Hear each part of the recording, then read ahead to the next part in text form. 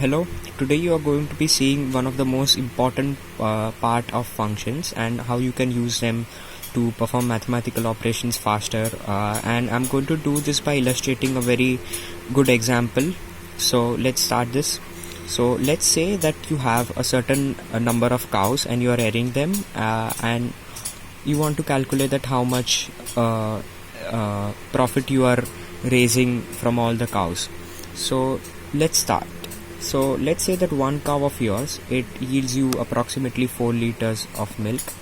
Then X such cows will obviously yield you 4x liters of milk. So instead of just writing it like this, that X cow is equal to 4x, let's represent this as a function of X.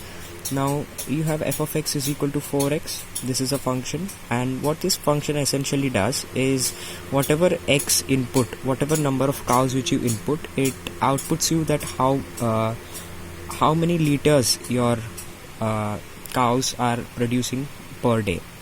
Then let's say that 1 liter costs rupees 50 in the market, and let's do the same thing, y liters, it will represent 50 y liters of milk. Obviously we cannot use x here since it is already used for the number of cows. And let's also represent this by a function that g of x is equal to 50y.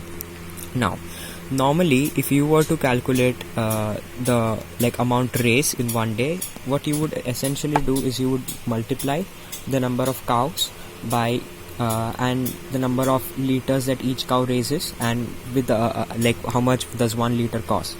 But here in this case you do the same things with the function. So let's say that you are multiplying f into g of x. So this is essentially going to give you g of f of x, since you multiply x with one of these and the other remains outside the bracket. Then f of x is equal to 4x, so g you get it as 4x.